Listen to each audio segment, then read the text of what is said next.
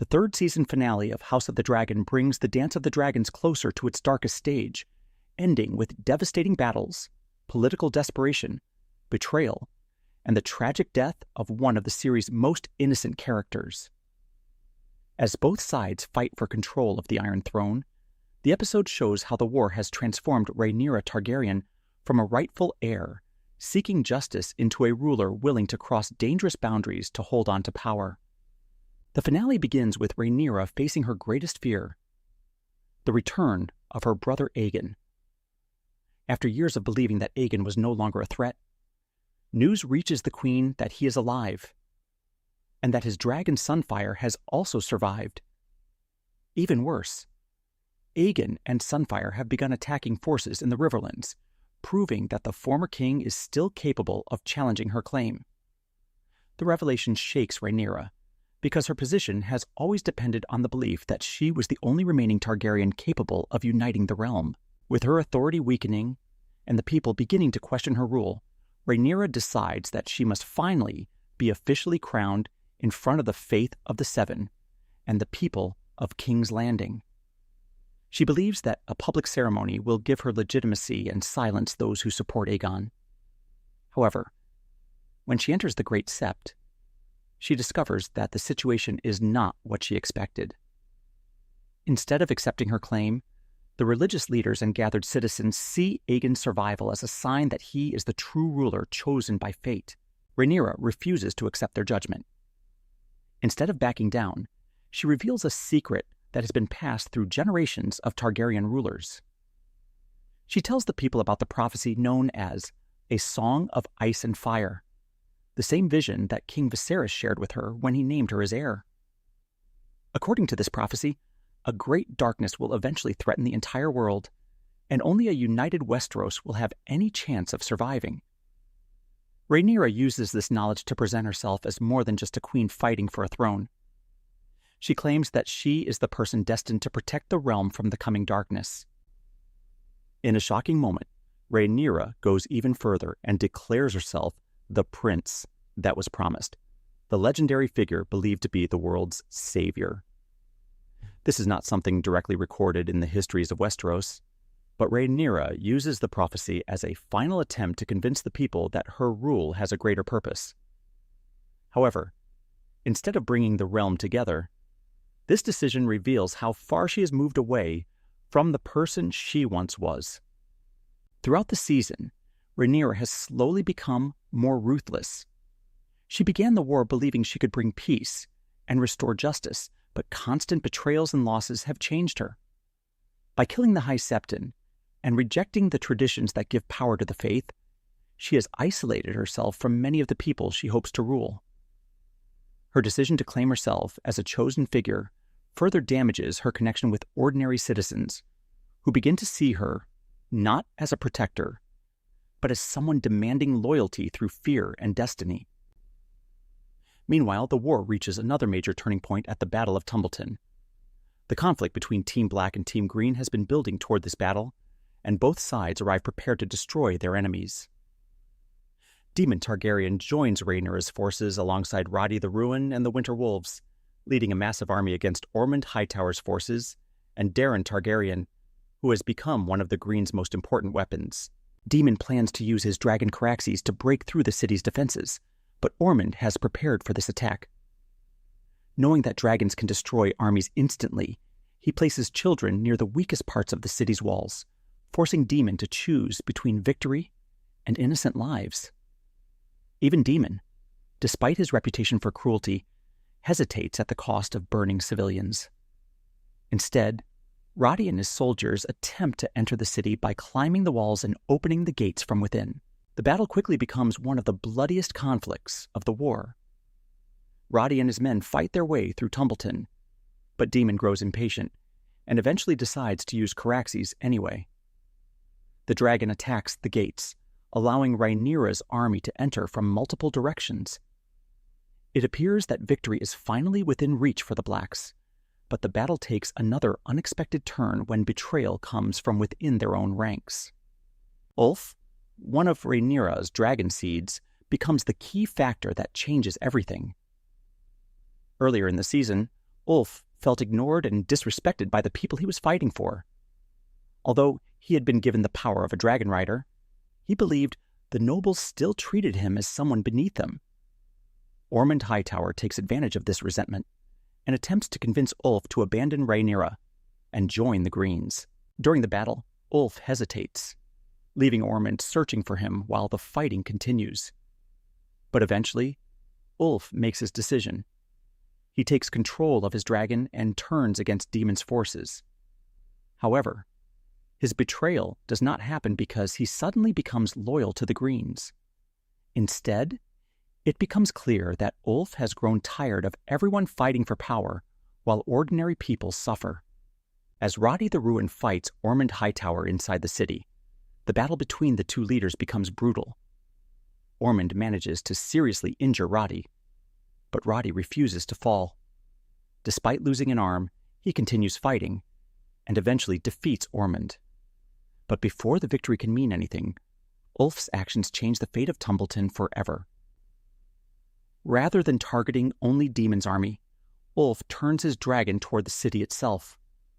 The dragonfire destroys everything in its path, killing both enemies and allies. The attack kills Ormond and Roddy, leaving Tumbleton devastated. The aftermath of the battle also leaves Daeron Targaryen's fate uncertain, creating another mystery that will carry into the final season. While Ulf's betrayal changes the course of the war, another dragon seed, Hugh Hammer, takes a very different path. Unlike Ulf, Hugh does not betray Rhaenyra during the battle. Instead, he ignores orders and enters Tumbleton because he wants to find his family. After the destruction caused by Ulf's dragon, Hugh discovers his loved ones dead, leaving him devastated. Although he remains loyal for now, the tragedy shows that his faith in Rhaenyra's cause is beginning to collapse. The battle proves that the greatest threat to both sides may not always come from their enemies. The dance of the dragons is destroying everyone involved, and even those fighting for victory are becoming victims of the war they helped create. The final and most tragic part of House of the Dragon Season 3 belongs to Helaena Targaryen, whose death becomes the emotional turning point of the entire finale. Unlike the other members of her family, Helaena was never driven by ambition or a desire for power. She remained one of the few people connected to the royal family who still had compassion and innocence. However, the war around her slowly destroyed everything she cared about, leaving her unable to escape the suffering created by those fighting for the Iron Throne. Throughout the season, Helena's strange visions have become more intense. Her ability to see possible futures has always been misunderstood, but her dreams reveal that she understands the tragedy coming before anyone else. She sees destruction approaching King's Landing, the fall of her family, and the consequences of the war between the Targaryens. While others see power and victory, Helaena sees only death waiting at the end of the conflict. After Rhaenyra takes control of King's Landing, Helaena becomes trapped inside the Red Keep. Although Rhaenyra does not want to kill her, Helaena's existence remains a threat because she represents a possible future challenge to Rhaenyra's claim. Her unborn child could become another symbol for the Greens to rally behind, keeping the conflict alive. Because of this, Helaena understands that she is no longer viewed as a person, but as a piece on a political board. This is why her final conversation with Rhaenyra becomes so important. Helaena tells her, "You think that living is not dying?" explaining that simply being alive does not mean she is truly free. She has been forced to watch her family fall apart, her children threatened, and her own choices taken away from her. To Helaena, continuing to exist as a prisoner for someone else's political goals is another form of death. Before her final moments, Helaena completes the mysterious tapestry she has been working on throughout the season. The artwork is not just decoration. It represents the visions she has carried inside her mind. The patterns reveal events that have happened and events that are still to come. Her ability to see the future becomes both a gift and a curse because she understands the tragedies waiting ahead, but cannot stop them. When Rhaenyra returns from the Great Sept, After her failed attempt to gain religious support, she discovers that something terrible has happened. Elinda Massey rushes to tell her queen that Helaena is dead. Rhaenyra enters Helaena's chamber and sees the open window. Looking down, she finds Helaena's body below, impaled on the spikes after falling from the tower. Helena's death follows the tragic fate described in George R.R. Martin's Fire and Blood, although the circumstances surrounding it are slightly different. In the book, Helena's suicide happens after the horrific death of her young son Maelor, whose murder leaves her completely broken. The show changes this part because Maelor has not been introduced, instead focusing on the suffering Helaena has already endured throughout the war. Her imprisonment, loss of freedom, fear for her children, and constant visions of destruction become the reasons behind her final decision. The show also leaves room for the possibility that Helena's death was more complicated than a simple suicide. In the history of Westeros, many events are uncertain, and some characters question whether she truly chose to jump or if someone forced her. However, the series presents her final moments as an act of control over the only thing she still had left, her own fate. After discovering Helena's body, Rhaenyra notices the finished tapestry. The final images reveal something terrifying. One part shows Helena's death, meaning her visions were accurate all along. But the next part reveals the fate waiting for Rhaenyra herself. The tapestry shows Rhaenyra sitting on the Iron Throne surrounded by flames and dragons, but her body appears wounded and covered in blood. The image suggests that Rhaenyra's victory will not bring her peace or safety. Instead, the throne she has sacrificed everything to claim may ultimately lead to her destruction.